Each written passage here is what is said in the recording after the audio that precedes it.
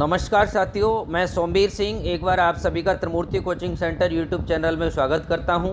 साथियों, चैनल पर यदि पहली बार आए हुए हैं तो चैनल को सब्सक्राइब करिए और यदि पहले से जुड़े हुए हैं तो लाइक और शेयर अवश्य करिएगा। आइए क्लास को प्रारंभ करते हैं।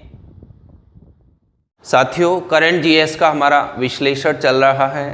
उसी श्रृंखला में कल मैंने आपको 2 क्वेश्चन बताए थे जिनको कमेंट के माध्यम से आपको बताना था और कुछ बच्चों का कमेंट के माध्यम से उसका जवाब भी मुझे प्राप्त हुआ है। बहुत बहुत धन्यवाद इस प्रकार के बच्चों को जो अपने लगन से प्रश्नों को अच्छे तरीके से तैयार करते जाते हैं। और उन बच्चों के लिए मैं ये कहना चाहूँगा जिनका मुझे जवाब नहीं प्राप्त हुआ कमेंट के माध्यम से, कृपया अगर वो मेहनत करते हैं तो उनका रिवीजन अवश्य करते जाइए। पहला प्रश्न मेरा था कि धन्वंतरी योजना प्रारंभ करने वाला राज्य कौन सा है, तो वो असम राज्य है, मैंने आपको बताया था।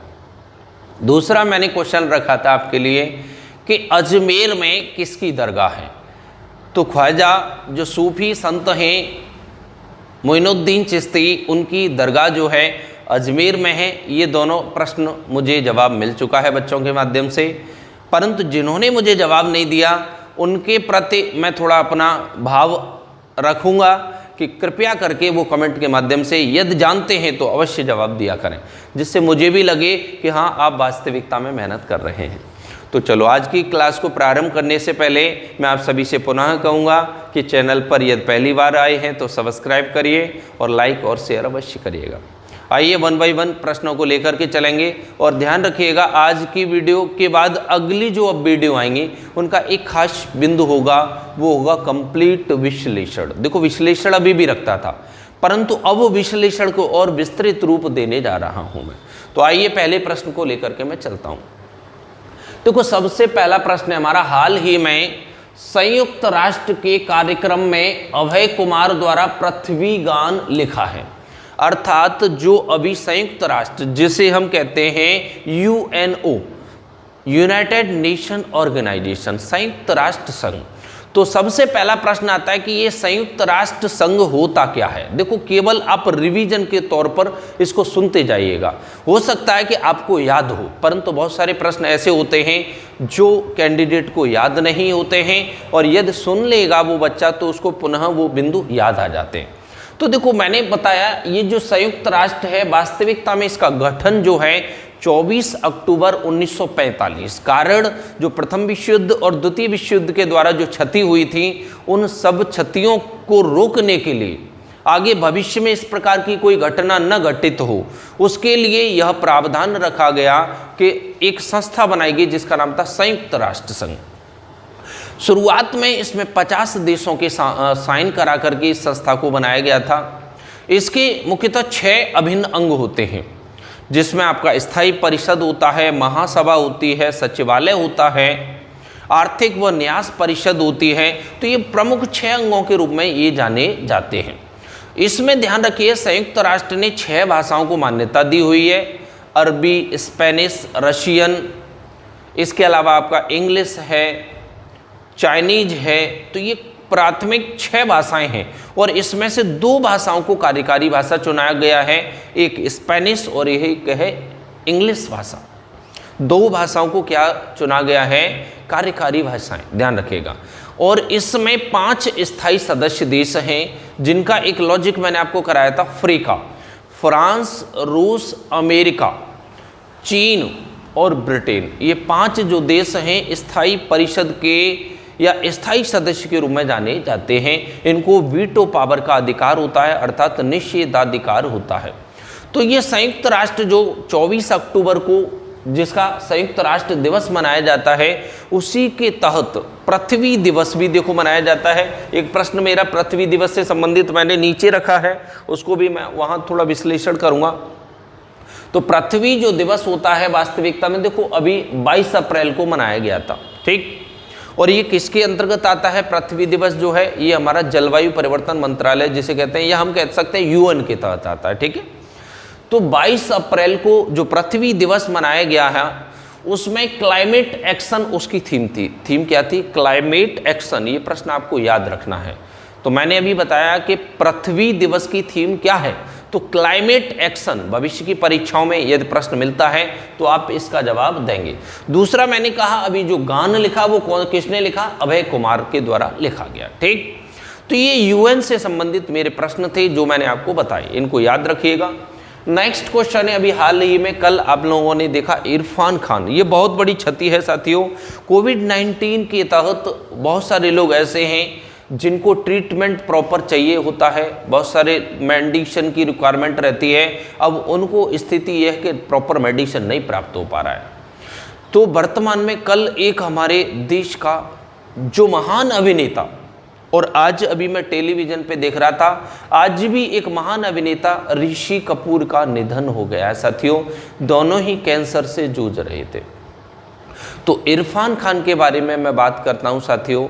इरफान खान जिनको पान सिंह तोमर फिल्म के लिए राष्ट्रीय अवार्ड प्राप्त हुआ था, और इनको पद्मश्री अवार्ड प्राप्त हुआ, और इनको फिल्म फेयर अवार्ड प्राप्त हुआ, तो ये वही इरफान खान हैं जो कि अपनी एक्टिंग के बल पर, देखो शारीरिक सौंदर्यता अलग बिंदु होता है, अपनी एक्टिंग जो इन्होंने अपना प्रदर्शन किया उससे पब्लिक के बीच में अपनी एक पहचान बनाई, तो ये वही इरफान खान हैं जिनका हाल ही में एक कैंसर जिसको कहते हैं न्यूरो एंडोक्राइन ट्यूमर के कारण निधन हो गया।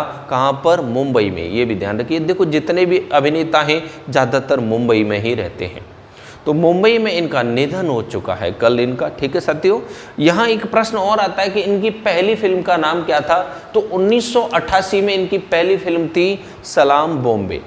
क्या थी, सलाम बॉम्बे। ये शुरुआत में ये धारावाहिक चंद्रकांता जो नाटक आता था उसमें बद्रीनाथ के रोल को इन्होंने निभाया था, ये भी आपको पता होना चाहिए। अगला प्रश्न है साथियों, जल शक्ति अभियान। देखो ये जल मंत्रालय, जितने भी जल से संबंधित जो भी नदियों के मंत्रालय हुआ करते थे उन सबको इकट्ठा कर दिया गया 1 जुलाई 2019 को, और एक मंत्री बना दिए गए जिनका नाम है गजेंद्र सिंह शेखावत, जो कि राजस्थान की जोधपुर सीट से बिलोंग करते हैं। वो इस मंत्रालय की देखरेख रखते हैं। उसी के तहत अभी हाल ही में चर्चा में रहा जल शक्ति अभियान प्रारंभ कब हुआ, ये सब जानते हैं आप। ठीक है, तो इसमें इस बार जो प्रावधान रखा गया है कि जो वर्षा होगी उसका जल का संचय करके हमें जो वाटर लेवल है इसको ऊपर लाने का प्रयास करना है। आप लोगों ने देखा जल नीति में अभी हाल ही में अपने राज्य में आई है कि कहीं भी कोई भी व्यक्ति समरसेबल लगा लेता तो उसमें कुछ प्रतिबंध रखे हैं, उन प्रतिबंधों के अनुसार ही कार्य चलेगा। सबसे पहले उनको अपनी छतों पर वाटर इकट्ठा जल संचय करने का प्रावधान इन्होंने निर्धारण किया है। तो ध्यान रखिएगा 1 जुलाई 2019 को जल शक्ति अभियान या जल शक्ति मंत्रालय की नींव रखी गई थी। नेक्स्ट क्वेश्चन है साथियों, भारत ने एडीबी, अब एडीबी होता है एशियन डेवलपमेंट बैंक, क्या होता है, एशियन डेवलपमेंट बैंक, जिसको एशियाई विकास परिषद या एशियाई विकास बैंक के नाम से भी हम जानते हैं। इसका जो हेडक्वार्टर है, देखो एडीबी, हमें पता है पैसा पैसा पैसा, जब पैसा मनीला, तो पैसा कभी भी कहीं से लेना है तो कहाँ से लाना है, मनीला, तो इसका जो हेडक्वार्टर है वो है मनीला जो कि फिलीपींस में है। अब बात करूं इसका गठन कब हुआ, तो 19 दिसंबर 1966 को। देखो ये तिथियां थोड़ा सा कंफ्यूज करती हैं, इनको याद रखने का प्रयास करेंगे आप। 19 दिसंबर 1966 को इसका गठन हुआ। हेडक्वार्टर मैंने बताया मनीला फिलीपींस में है। सदस्य देश इसमें 68 हैं, और वर्तमान में जो चेयरमैन है एडीबी का वो है मासात्सुगो असाकावा जो कि जापान का है। तो इसके साथ भारत ने 1.5 अरब डॉलर ऋण का समझौता किया है। क्यों, आप सब पता है वर्तमान स्थितियां हमारे देश की क्या हैं, अर्थव्यवस्था कहां पर पहुंच रही है, इसके लिए कुछ बैंकों से ये समझौते की प्रक्रिया चल रही है। आरबीआई ने भी कहा है, एसबीआई ने भी कहा है कि जो हमारा प्रॉफिट है उसमें से आप 0.25% ले सकते हैं। कर्मचारियों का अभी मैं देख रहा था केरल राज्य ने क्या किया है कि वहाँ के जो कर्मचारी हैं उनका 25% वेतन काटने की घोषणा की है। तो हो सकता है विपरीत परिस्थितियां हैं, ऐसी स्थिति में हर व्यक्ति को सहयोग करने की भावना पैदा होनी चाहिए, और जो बालक तैयारी कर रहे हैं वो कृपया अपने मन से तैयारी में लगे रहें क्योंकि भविष्य में परीक्षाएँ होंगी, ध्यान रखिएगा। तो एडीबी के बारे में क्लियर हो गया। अगला प्रश्न है साथियों, हाल ही में पिच ब्लैक 2020 युद्धाभ्यास जो कि ऑस्ट्रेलिया में होना था उसको रद्द कर दिया गया है। देखो ऑस्ट्रेलिया के बारे में यदि बात करें तो इसकी राजधानी कैनबरा है और वर्तमान में यहाँ के प्रधानमंत्री हैं स्कॉट मॉरिसन और यहाँ की जो मुद्रा है वो है ऑस्ट्रेलियन डॉलर। ठीक, ऑस्ट्रेलिया महाद्वीप जब हम पढ़ा रहे थे, आप लोगों ने पढ़ा था उस समय, देखो यहाँ का जो कंगारू क्या है, राष्ट्रीय पशु है। न्यूजीलैंड में जाएंगे तो कीवी है। तो ये जगह जगह का पता रहना चाहिए। आपका इंग्लैंड है, ऑस्ट्रेलिया है, यहाँ का राष्ट्रीय जो खेल है वो क्रिकेट है, ये भी आपको पता होना चाहिए, क्योंकि ऑस्ट्रेलिया अभी हाल ही में ऑस्ट्रेलिया की महिलाओं ने T20 वर्ल्ड कप जीता था, भारत उसमें हार गया था। अगला प्रश्न है आपके लिए, शून्य ब्याज ऋण योजना, अर्थात कहने का तात्पर्य है कोई भी व्यक्ति अगर बैंकों से ऋण लेता है तो उस पर ब्याज नहीं लगेगा। ऐसी योजना प्रारंभ करने वाला जो राज्य है वो है आंध्र प्रदेश, जिसने अभी हाल ही में प्रारंभ ये योजना की है। क्योंकि आप सभी को पता है आंध्र प्रदेश में गरीबों के मसीहा जगन मोहन रेड्डी जी बहुत ही अच्छा कार्य करने का प्रयास कर रहे हैं। वहाँ पर शिक्षा के प्रति भी उन्होंने अभी बच्चों के लिए जो भी फीस होता है वो फीस मुक्त कर दिया है। वहाँ फीस नहीं लगेगा उनको। जो टेक्निकल शिक्षा है, पॉलीटेक्निक है, ITI है, BTech है, उसके लिए फीस नहीं लगेगा बच्चों से। तो बहुत सारे अच्छे प्रावधान किए हैं। आंध्र प्रदेश ये वही राज्य है जहाँ का जो लोक नृत्य है वो कुचिपुड़ी है। क्या है? कुचिपुड़ी, ध्यान रखिएगा। आंध्र प्रदेश राज्य में विशाखापत्तनम, मछलीपत्तनम, काकीनाडा जैसे बंदरगाह हैं। यहाँ पर पॉपीकोंडा के बारे में आपने पढ़ा होगा, ये अभ्यारण्य है, ध्यान रखिएगा। आइए अगला प्रश्न लेकर के चलता हूँ। SBI, देखो SBI state bank of India, ये कोई अभी SBI शुरू से नहीं था। वास्तविकता में 1800 के समथिंग जब ब्रिटिश सरकार के अधीन हमारा भारत था, उस समय bank of Madras, bank of Kolkata, bank of Bombay, इन तीनों बैंकों को मिला करके 1921 में इंपीरियल बैंक का गठन हुआ था, जो वर्तमान में SBI के नाम से जानी जाती है। क्योंकि जब 1935 में RBI का गठन हुआ, 1949 में RBI का जो राष्ट्रीयकरण, बैंकों का राष्ट्रीयकरण किया गया, उसी समय SBI नामक एक संस्था का जन्म हुआ था। तो SBI वर्तमान में सार्वजनिक क्षेत्र का सबसे बड़ा उपक्रम माना जाता है, ये आपको पता होना चाहिए। तो SBI की जो टैगलाइन है वो अभी हाल ही में चर्चा में है, the banker to everyone Indian. ध्यान रखिए, मोस्ट इंपॉर्टेंट क्वेश्चन है ये, the banker to everyone Indian. ठीक, ये प्रश्न आपको याद रखना है। नेक्स्ट क्वेश्चन है जगन्ना विद्या दीवानी योजना। देखो ये वही जगन्ना विद्या दीवानी योजना है जो कि आंध्र प्रदेश में जगन मोहन रेड्डी के द्वारा प्रारंभ की गई है, जिसके तहत जो भी बच्चे स्कूली शिक्षा ग्रहण करते हैं वो फीस मुक्त कर दिया गया है। तो ये जगन्ने का मतलब जगन मोहन रेड्डी और विद्या का मतलब विद्या के लिए योजना प्रारंभ करने वाला राज्य आंध्र प्रदेश है, ध्यान रखिएगा। ये वही आंध्र प्रदेश राज्य है जिसने हाल ही में विधायिका के द्वारा 3 राजधानियां प्रस्तावित की थी। तो कभी प्रश्न आ जाए कि भारत का वह कौन सा राज्य है जिसने अपनी 3 राजधानियां प्रस्तावित की हैं, वो है आंध्र प्रदेश। ठीक साथियों, आज मैं आपको एक प्रश्न यहाँ छोड़ रहा हूँ, मेरे प्रश्न आ रहा है मन में, उसको आप कमेंट के माध्यम से बताएंगे। क्योंकि इससे पिछले वीडियो में मैंने बताया था कि अभी हाल ही में उत्तराखंड राज्य ने अपनी ग्रीष्मकालीन राजधानी घोषित किया है। तो मैंने एक स्थान बताया था, उस स्थान को आप कमेंट के माध्यम से मुझे बताएंगे। उत्तराखंड राज्य ने अपनी ग्रीष्मकालीन राजधानी घोषित किया। देखो उत्तराखंड की राजधानी देहरादून है, सब लोग जानते हैं, परंतु ग्रीष्मकालीन राजधानी घोषित किया है। मुझे आप बताइएगा इसको।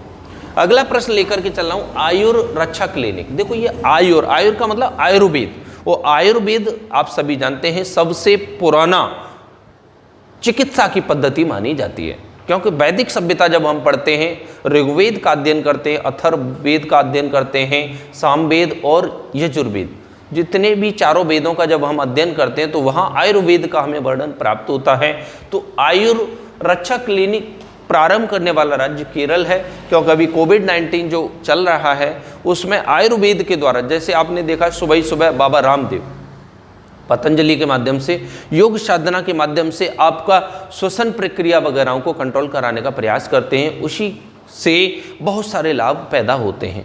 तो ये आयुर रक्षा क्लिनिक कहाँ पर प्रारंभ हुआ है? केरल राज्य में। और केरल के बारे में आप सब जानते हैं, यहाँ पर मुख्यमंत्री कौन है? कोई बता सकता है मुझे? अगर नहीं पता है तो याद रखिए पिनरई विजयन। कौन है? पिनरई विजयन। और यहाँ पर जो राज्यपाल हैं वो हैं आरिफ मोहम्मद। ये केरल वही राज्य है जहाँ पर कथकली और मोहिनीअट्टम लोक नृत्य हैं। ये केरल वही राज्य है जहाँ पर इडुक्की बांध परियोजना है पेरियार नदी पर। ये केरल वही राज्य है जहाँ पर साइलेंट वैली है। केरल वही राज्य है जहाँ पर लौंग, काली मिर्च, काजू, नारियल, ये बहुत सारी जो हमारी खाद्यान्न या हम कहें कि हमारे भोज्य पदार्थ सर्वाधिक मात्रा में प्राप्त होते हैं केरल में। अगर केरल के बारे में विस्तृत अध्ययन और करेंगे तो बहुत सारे प्रश्न बन के आते हैं, परंतु कॉमन क्वेश्चनों को आप अवश्य याद रखिएगा। नेक्स्ट क्वेश्चन आपका, जीवन शक्ति योजना। देखो, जीवन को शक्ति देने के लिए योजना प्रारंभ की गई है, और एक है मुख्यमंत्री कोविड-19 योद्धा कल्याण योजना। ये दोनों ही योजनाएं मध्य प्रदेश राज्य ने प्रारंभ की है। तो पहले तो मैं आपको बता दूं जीवन शक्ति योजना क्या है। अभी हाल ही में आप सब जानते हैं मास्क का प्रबंध करने के लिए जो हमारी माताएं हैं, बहनें हैं, उनको जागृत किया जा रहा है। उसके तहत उनको कुछ अनुदान मुख्यमंत्री के द्वारा दिया जा रहा है। उसी योजना का नाम जीवन शक्ति योजना रखा गया है। दूसरा है कोविड-19 योद्धा कल्याण योजना, अर्थात जो लोग कोविड-19 जो पेशेंट आ रहे हैं उनकी देखभाल का प्रबंध कर रहे हैं, डॉक्टर हैं, नर्सेज हैं, पुलिस वाले हैं, उनके लिए यह योजना प्रारंभ की गई है, जिसके तहत उनका बीमा कवर कराया गया है। मध्य प्रदेश राज्य के बारे में आप सब जानते हैं, इसको हृदय प्रदेश के नाम से भी जानते हैं, इसको टाइगर स्टेट के नाम से भी जानते हैं, और इसको सोया प्रदेश के भी नाम से जानते हैं। ये मध्य प्रदेश वही राज्य है जहां पर हमारे मामा शिवराज सिंह चौहान की सरकार है इस समय। इससे पहले कमलनाथ की सरकार हुआ करती थी, परंतु वर्तमान में आपका शिवराज सिंह की सरकार है, जो कि बीजेपी गवर्नमेंट के रूप में जानी जाती है। मध्य प्रदेश वो राज्य है जहां पर बांधवगढ़, बहुत बार प्रश्न पूछा जाता है, बांधवगढ़ अभ्यारण्य है जो कि स्पेशली टाइगर्स के लिए प्रसिद्ध माना जाता है। इसके अलावा आपका पंचमढ़ी अभ्यारण्य, ध्यान रखा, पंचमढ़ी अभ्यारण्य भी यहीं पर है। ठीक, अगला प्रश्न है आपके लिए साथियों, 26 अप्रैल 2020, 26 अप्रैल से ही आपके समझ में आ गया होगा प्रश्न क्या है। तो विश्व बौद्धिक संपदा दिवस मनाया गया, और ये विश्व बौद्धिक संपदा दिवस जो है ये वास्तविकता में यूएन के अंतर्गत आता है। किसके अंतर्गत आता है? संयुक्त राष्ट्र संघ के अंतर्गत आता है। तो विश्व बौद्धिक संपदा दिवस, और यही आ जाए विश्व बौद्धिक संपदा संगठन, ये 14 जुलाई 1967 को स्थापित हुआ था, और इसका जो हेडक्वार्टर है ये स्विट्जरलैंड के जिनेवा में है। कहाँ पर है? जिनेवा में। तो देखो, इसके अनुसार रैंकिंग भी तैयार होती है। तो रैंक के अनुसार यदि बात करूं तो पहले नंबर पर अमेरिका है, और यदि भारत का स्थान 2020 के अनुसार माने तो ये 40वां स्थान है, अर्थात 4 स्थानों की इसमें गिरावट आई है। 2019 में इसका स्थान 36 था, 18 में 44 था, 17 में 43, और वर्तमान में जो स्थान है ये 40वां स्थान है। अच्छा प्रश्न है, याद रखिए। और दूसरा प्रश्न है innovative for a green future. Innovative for a green future जो है विश्व बौद्धिक संपदा दिवस की इस बार की थीम है, याद रहेगा, innovative for a green future theme किसकी है? विश्व बौद्धिक संपदा दिवस। ठीक साथियों, अगले प्रश्न को लेकर के चलते हैं। देखो, यहाँ पर मैं आपसे पुनः आग्रह करूँगा, चैनल पर ये पहली बार आए हैं तो सब्सक्राइब अवश्य करिए, और जितने भी मित्र हैं आपको उन तक ये वीडियो अवश्य पहुंचाया करो मेरे साथियों। मेरा आप सभी से विशेष आग्रह रहेगा ही।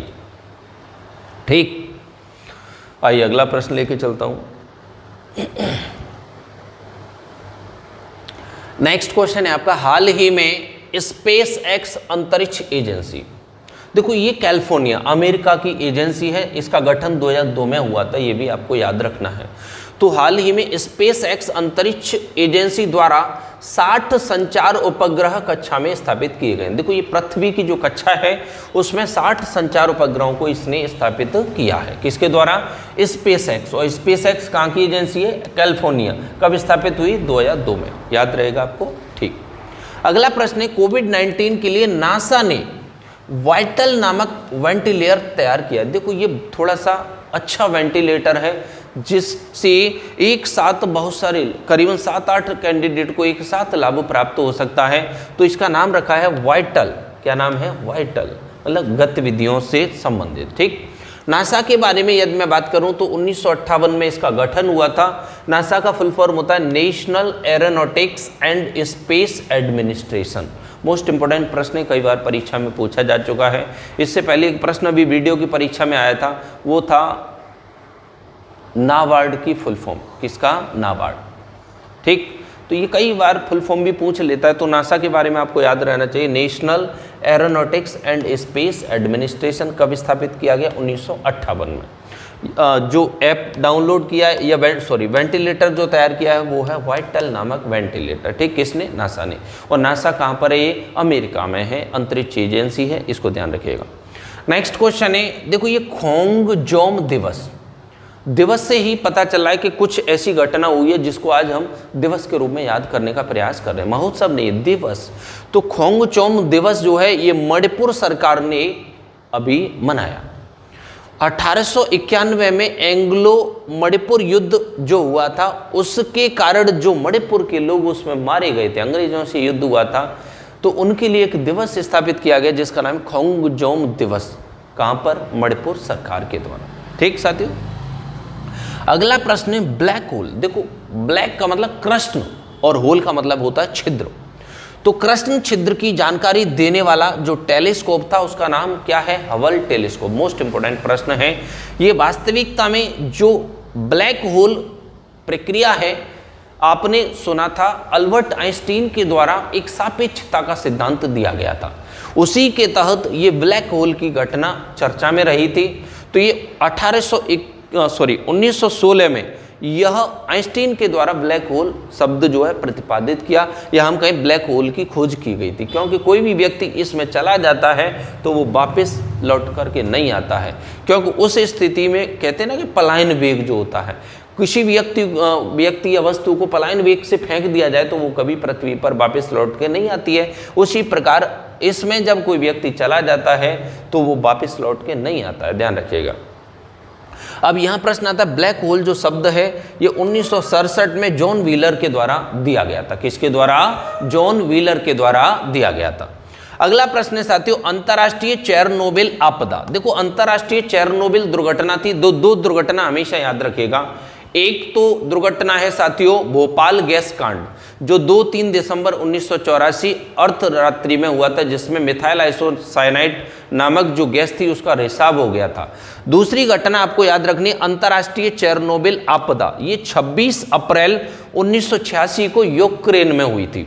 इसमें क्या हुआ था? इसमें परमाणु भट्टी जो थी उसमें एकदम परमाणु विस्फोट हुआ, उसके कारण वहां जो प्लांट लगा हुआ था उसकी छत उड़ गई थी और उसमें काफी लोग मारे गए थे। तो ये दुर्घटना जो है तब से लेकर के आज तक बहुत चर्चा का प्रश्न बना रहा है। खासकर सुपर टेट, टेट और बीओ की परीक्षा है, ये इन परीक्षा में बहुत बार प्रश्न पूछा जाता है। अगला प्रश्न है साथियों वैश्विक प्रेस स्वतंत्रता सूचकांक। देखो प्रेस स्वतंत्रता अर्थात जो हमारा मीडिया है इसको स्वतंत्र करने के लिए एक इंडेक्स तैयार होता है, तो उसका नाम है वैश्विक प्रेस स्वतंत्रता सूचकांक, जिसमें 180 देश हैं। इसमें भारत का जो स्थान है वो 142वां स्थान है और पहले स्थान पर नॉर्वे देश है। साथियों ध्यान रखिएगा।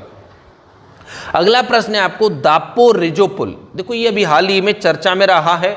दापोरिजो पुल जो है ये 430 फीट लंबा है और अरुणाचल प्रदेश में सुबनसिरी नदी जो कि जिला सुबनसिरी के अंतर्गत आती है उस पर यह बनाया गया है, हाल ही में चर्चा में रहा है। ध्यान रखना कौन सा है? दापोरिजो पुल। और एक और ध्यान रखिएगा स्टील पुल, अभी हाल ही में कुछ समय पहले राजनाथ सिंह जो कि रक्षा मंत्री हैं उनके द्वारा उद्घाटन किया गया था। उस पुल का नाम आप कमेंट के माध्यम से मुझे बताएंगे। बहुत ही इंपॉर्टेंट प्रश्न है, वो भी परीक्षा में पूछ लिया जा सकता है क्योंकि वो अरुणाचल प्रदेश से चीन की सीमा को जोड़ने का कार्य करता है। तो ध्यान रखिए, एक प्रश्न तो मेरा ये है और वो प्रश्न आप मुझे बताएंगे। तो ये पुल है आपका दापोरिजो पुल जो कि 430 फीट लंबा है। कहां पर है? अरुणाचल प्रदेश में सुबनसिरी नदी पर। और जिला कौन सा है? सुबनसिरी। ध्यान रखिएगा। एक अभी हाल ही में पुल जो है चर्चा में रहा है उसका नाम है कशोवाल पुल। कौन सा है बच्चों? कशोवाल पुल। एक्चुअली क्या डिस्टर्बेंस करता है ये बंदर कसो, इसीलिए मुझे थोड़ा तेज बोलना पड़ रहा है। कसोवाल पुल जो है ये BRO जिससे सड़क परिवहन के द्वारा बनाया गया है, रावी नदी पर है और ये पंजाब में है। और रावी का आप लोगों को पता है इसका जो प्राचीन नाम है वो है परुषड़ी नदी, जिसके पास में दसरा युद्ध हुआ था राजा सुदास और 10 राजाओं के मध्य में। जब हम वैदिक सभ्यता का अध्ययन करते हैं तब वहाँ पर इसका नाम प्राप्त होता है परुषणी नदी। ठीक, तो कशुवाल पुल जो बनाया गया वो कहाँ पर है? रावी नदी पर, पंजाब में। नेक्स्ट क्वेश्चन है आपका नूर सैन्य उपग्रह। देखो ये अभी हाल ही में नूर सैन्य उपग्रह स्थापित किया है ईरान देश के द्वारा। कहां पर? ये भी आपका अंतरिक्ष में स्थापित किया गया है। कौन सा सैन्य उपग्रह है? जिसका नाम है नूर। और किसने किया? ईरान। और ईरान ये वही देश है जिसकी राजधानी तेहरान, ध्यान रखिएगा। कौन सी है? तेहरान। अगला क्वेश्चन है कोविड-19 मुक्त देश का पहला राज्य कौन सा है? तो गोवा है, इसको याद रखिएगा। कोविड-19 मुक्त देश का पहला राज्य गोवा है, जिसका मुख्यमंत्री प्रमोद सावंत। मनोहर पारीकर जो हमारे रक्षा मंत्री रहे थे, ये इसी राज्य के कौन थे? मुख्यमंत्री हुआ करते थे। साथियों ध्यान रखिएगा। और आज का आखिरी प्रश्न है geo tag community kitchen launch किया है उत्तर प्रदेश राज्य ने। जियो टैग कम्युनिटी किचन जो लॉन्च किया है वो किस राज्य ने किया है? उत्तर प्रदेश। और उत्तर प्रदेश के बारे में आप पूरी तरीके से पहले से अवगत हैं। यदि कोई कंफ्यूजन हो तो मुझे बता देना, कमेंट के माध्यम से मुझे आप जानकारी देना। तो आज के मेरे 2 प्रश्न आपको जानकारी देनी है। एक प्रश्न अभी मैंने बताया, अरुणाचल प्रदेश में जो पुल स्थापित किया था उसका नाम क्या है? राजनाथ सिंह के द्वारा। ठीक, दूसरा उद्घाटन राजनाथ सिंह के द्वारा किया गया था। दूसरा क्वेश्चन है मेरा कि उत्तराखंड राज्य की ग्रीष्मकालीन राजधानी क्या है? ठीक साथियों, दोनों प्रश्नों का जवाब देना है आपको। अगले वीडियो में मिलते हैं। आज के लिए इतना ही। बहुत बहुत धन्यवाद साथियों। चैनल पर यदि पहली बार आए हैं तो सब्सक्राइब करिए। जय हिंद, जय भारत। स्क्रीनशॉट अवश्य ले लीजिए।